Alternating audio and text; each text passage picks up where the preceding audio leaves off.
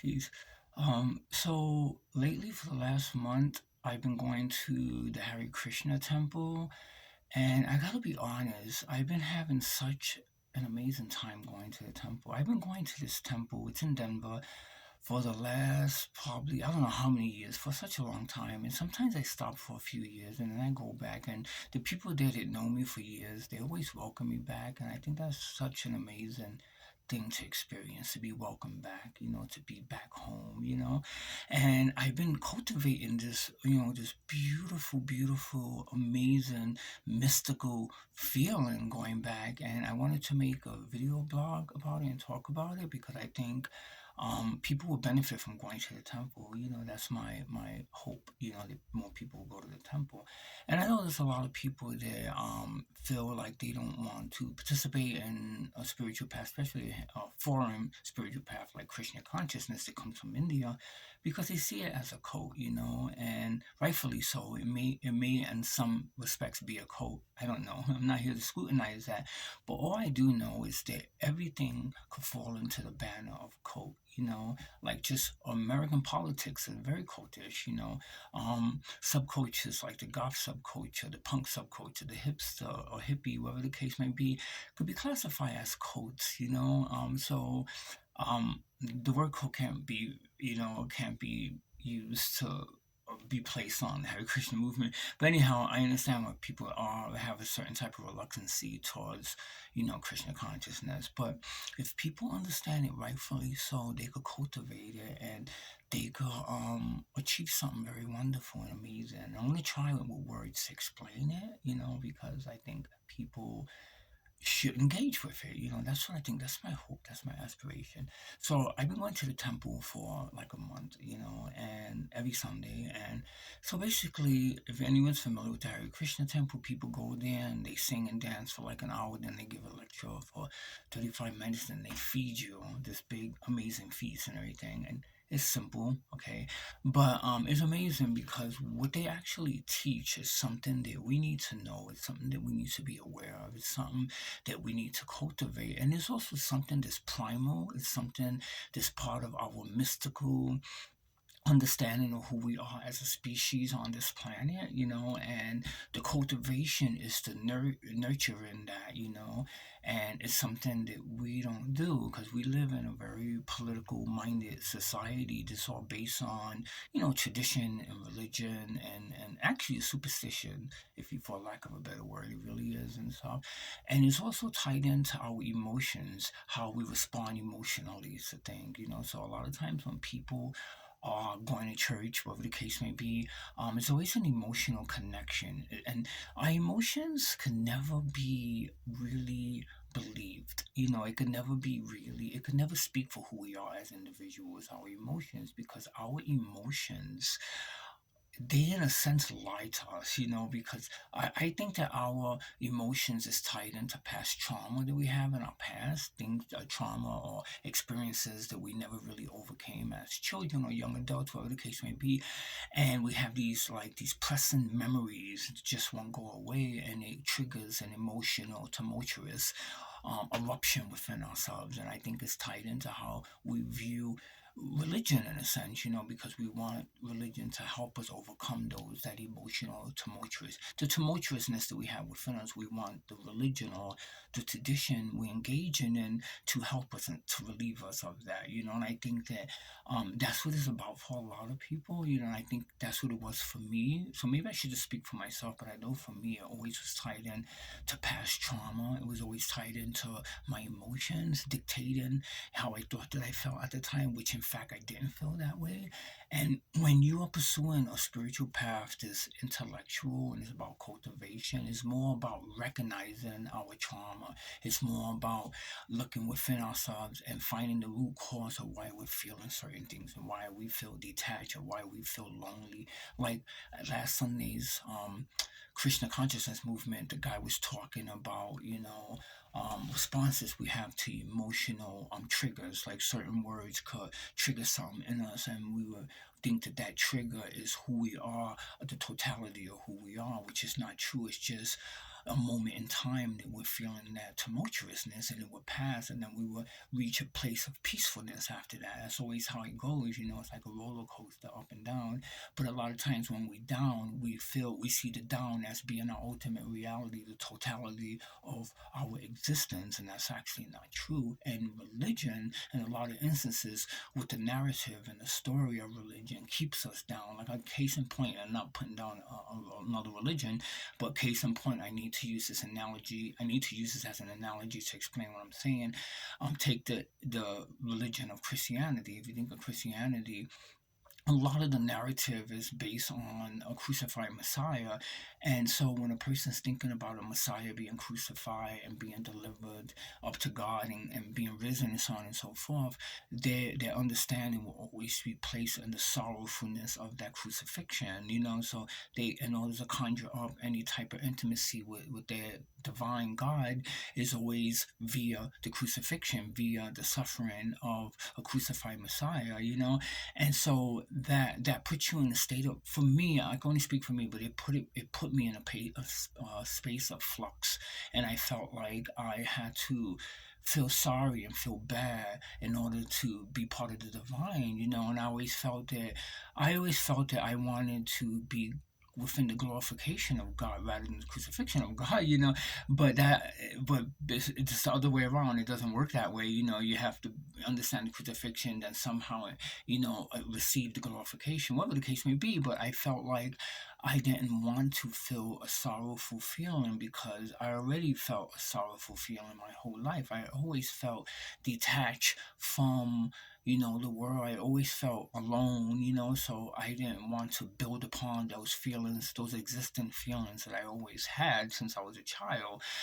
But I think with the Krishna consciousness, immediately it teaches you to recognize those triggers, to see that tumultuousness, to see that feeling of isolation, of introversion, of separatism, to see it as a conjunction point in which you could hurdle over, and reach the other side. And that's what the cultivation is all about. The cultivation is in a way to diminish those bonds we have with past thoughts and past tumultuousness, and our understanding, our unrealistic understanding of who we are, because we view ourselves as people being stuck in those memories, which we're not. Those are just memories that come and go with how we shift our consciousness. And so when we shift, that's why it's very important to always keep our consciousness at a higher plateau, because when we keep it at a higher plateau, then those, sneaky, I call them sneaky, tumultuous thoughts won't risen within us and cause us to stumble. That's what I think. And if you think about it, Jesus actually talked about that stuff. Jesus made it very clear what really stood on emotions, and our, passion is led astray by our emotions. And so that's something that's in every tradition, and everything. But in the Krishna consciousness, it would teach you first and foremost to find those triggers, to isolate those triggers from who you are as a true person living within the moment, and discard those triggers by just not engaging in them and not seeing them as the ultimate reality or the ultimate totality of who you are as a human being on earth, but just walking above them, and elevation. And that's what Buddhists taught too. You think about Buddhism, the Buddha, that word could be translated as enlightenment, and basically just being an illumination, walking in illumination. And when you walk in illumination, or you can look at it this way, to use an analogy, like the murky, the darkness, all of that is our emotion. So like if you think of like a good example of that is the image of the Virgin Mary in Catholicism. Like, so the Virgin Mary, she's called the Immaculate Conception. The Immaculate Conception basically means, in a nutshell, something that is very clean. Like when people say, oh, your house is immaculate and clean and stuff. So it's something that is very clean. So it's a vessel of cleanliness where a light can shine from heaven and shine right through glass, to show the light to everyone. So the person's immaculate. So but when they have dirt and they have rust and they have mud on their glass, then the light can't shine through the glass. Hence, that murkiness and that darkness and the mud and the dirt and the grime, that's all our emotions. And in Hinduism, they call that resin. And so, in certain traditions in Hinduism, when people dance and chant certain type of mantra, it is to dispel the resin, which means to clean the windshield of all the dirt, all the like grime and everything, for the light to shine through it and everything. So, but we walk around with the murkiness, the dirt. We walk around with it all covering us, and we can't see out of our windshield. And what happens when we can't see out of the windshield? We crash. And that's what goes on. And we all have that, and we accumulate that with our thoughts. And also when we have a sense of entitlement, this is something that's never spoken about, but I'm going to speak about it now. When we as Americans engage with self entitlement and thinking that we are deserving of certain things because that's what we've been spoon fed since we were children, being American citizens, and we can't escape that. And we have this kind of bias and this kind of inner, understanding of who we are, and in alignment with just being entitled for certain things. We think that we are entitled to be happy. We think that, because we're privileged, we have so much in this country. And so when we have those thoughts, if sadness come to us, we don't think, everyone's sad. We're just sharing this cosmic sadness for people, but we need to get out of it. We don't think in those lines. We think, why me? Why I'm sad? And we think that we deserving to not be sad, that we're deserving to be happy. And I think that when you're cultivating spirituality and intellectual sense, that's so far from your mind. Like, the notion of happiness is far from your mind, because we are fully aware that happiness is something that comes and goes with the weather. It's not something that's a substantial part of our permanency. It's impermanent. We know that. We know that to be true, and that's what in Hare Krishna, that's what they teach. It's impermanent happiness. And so we don't dwell on that. We just dwell on being better peoples, to hence show love to the cosmic family. And so when I go into temple, I don't go in with the premise where, I hope I have friends, I hope I meet people, I hope this and I hope that. I never had that aspirations. I go in there thinking that I am gonna give something. So it's that a feeling of generosity, that feeling of ultimate giving is what essentially brings you to this higher plateau, this higher consciousness, and with that you will receive so much benefits from that. And that's how it works. That's how society, that's how nature is. If you know anything about nature and animals and plants and trees and so on and so forth, they function that way. They 100% givers. And yeah, you have a lot of predatory things going on in nature. You have selective, whatever and stuff. And so you have that in nature where people, you have hire animals to kill all the animals and everything. Because people, one time a person told me that they just like, well, how about nature? There's a lot of murder in there, and I go, no, not really, because it's like it's natural. Like, I think people can't use that argument, but people use it nonetheless. But what I'm trying to say is there's a cultivation we have, being the humans that have a heart, that have a consciousness, that understand right from wrong, and are able to make decisions. We could choose a more subtle approach to spirituality, which through our intellectual capacity rather than our emotional capacity, and it will bring us to a higher level of consciousness. That's what I'm trying to say. But it's a hard thing to do when we are thinking in lines of privilege, when we are thinking that we are entitled to be happy, that we are entitled to have certain things, rather than thinking that I'm going to walk into a place and I'm going to bring something to people, not that I'm going to walk into a place and I hope I get something out of this. And I think that that's what American society teaches us. Wherever you do, make sure that you get something out of it. No matter what you engage with, get something out of it. And that's why a lot of people go to church on Sunday, because somehow they're lacking something in their lives, and they feel like they're going to get something back in return, because they feel that they're entitled to get something because they're somehow special in some type of way and everything. And that's the narrative that is pushing in churches. The narrative is pushed that God loves you and God is going to give you things in return. All you have to do is pray to God. And so our notions is wanting. And then, Buddha talks about that. He talks about the wanting heart is the lacking heart. And that is so true.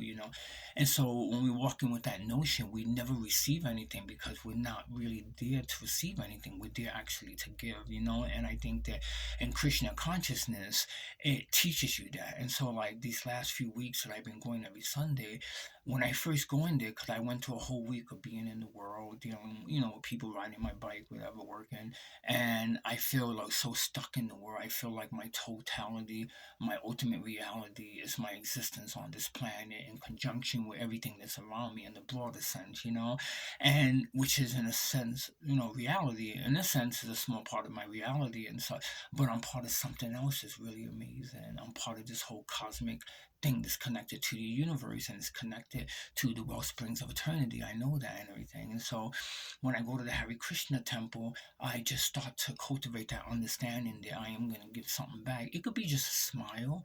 It could be just embracing people around me and not communicating with people, but I know that to be true. So when I have that thought, then I become like a child. I start to feel like this feeling of, I could only describe it as when I was a child. This feeling where there was no fear, where this feeling where I just had a deep awareness and there's a deep understanding of everything around me and everything, and it's such a beautiful feeling. And what happens is you start to smile. That's the smile that gradually takes hold of you, and you just enjoy it. You're just in this pure essence of joy. You're just dancing around. And I think that I wish more people would feel that feeling, because a lot of people have a lack of joy in their life. We all know that. Just the world in its totality just it promotes a joyless existence. It really does. And the reason why I say that is because if you look at TV and you look at advertisements and you look at, just how the internet and everything's about giving us something because they think that we are joyless and that whatever they're going to give us is going to bring us some joy.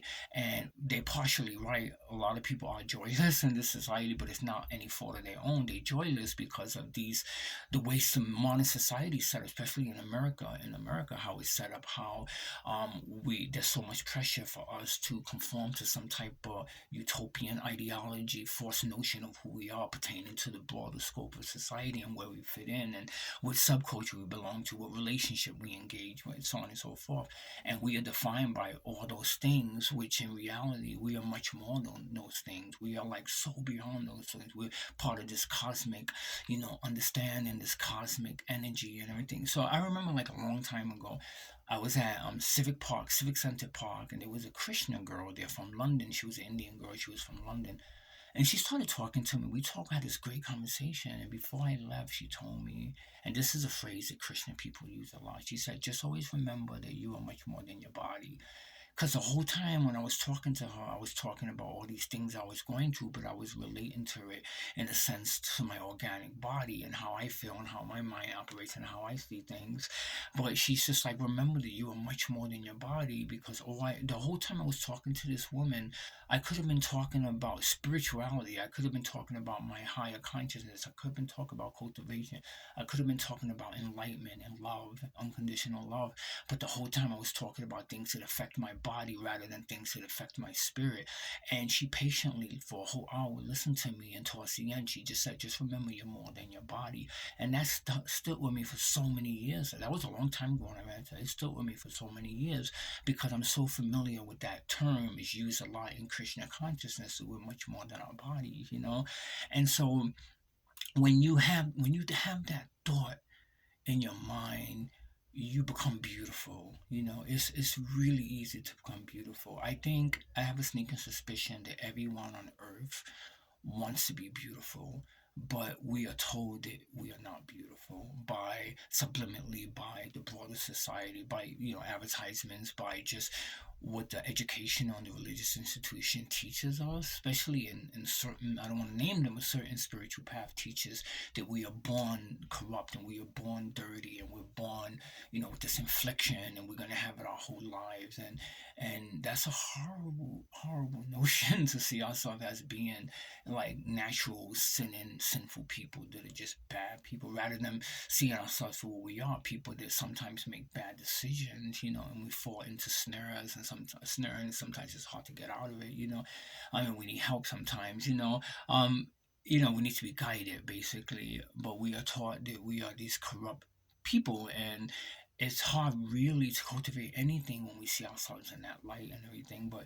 But that's about bodies, that's what our bodies are born into. That's what our mind scrutinizes and what we become, that we build that reality based on past trauma, that becomes the opinions of people in the past, and the opinions even of ourselves become our ultimate reality in the future, and so when we just discard those notions of ourselves, those false notions of ourselves, then we're able to see ourselves as being much more than the body, or being spiritual, that's what love is, like people, I don't think people understand what like true love is. Like when you love someone, like it's like such an invisible thing. It's like I experienced that, I experienced love, and like loving someone like unconditionally, where you just see beyond their bodies, where you don't even see them as existing on the physical planes, but you just connect with their inner essence, with their beautiful spiritual side. And that feeling is so amazing. And you could do that at any age. You could do that at any social class. You could do that. Doesn't matter what gender you are.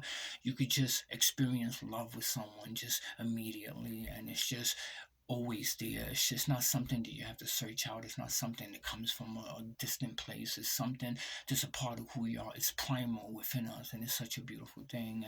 And sometimes it amazes me that it's never spoken about, and like physical love is spoken about, attraction is spoken about, but that inner love, that true unconditional love is never spoken about. And that is the love that God, Brahman, which is the Hindu equivalent of God, that is the totality, the omnipresence of God, is Brahman.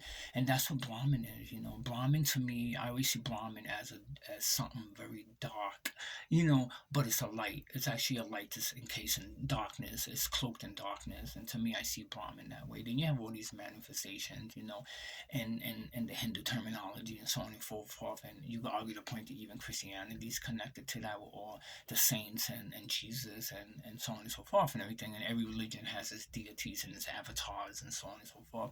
But the whole premise is Brahman, which is the ultimate love and everything. But in order to understand Brahman, the true love, the true essence of God, the true essence of love, we have to realize that we're much more than our bodies, and we do that by loosening the resin, like in Hinduism. I don't know if I mentioned this earlier, but there's this thing called inner resin, and basically that's when we think too much of ourselves, or we think too much about past traumas and past issues that we experience, and it arisen with us trauma, and out of that we become tumultuous, and we become sad, we become withdrawn, we become lonely, and afflicted, and so on and so forth. When we go through all of that and we fall into that trap, we could get out of it immediately. We could get out of it with an inner self. That's what the Buddha experienced. The Buddha was just living in the physical plane for like 7 years, being an ascetic, sitting underneath trees and eating bananas and whatever the case may be. And somehow he walked out of that sleep, and he walked out of all that past trauma that he experienced growing up, and experiencing things and viewing things through his, eyes. He was looking at the world with cosmic eyes, which is beautiful. And so that became his awakening state. And that's what the word Buddha means. It means to be awakened, And in Christian consciousness, it's the same thing. It's to be elevated. They call it elevation, or they call it cultivation. Well, you cultivate, you cultivate it, and then you waken up and you realize who you are. And you stumble, you always go back, and I think the eye candy of the world always brings us back to that false notion of who we are. But anyway, I'm gonna end this video blog because I'm getting really distracted, and I want to make a follow up and get into more theology of it.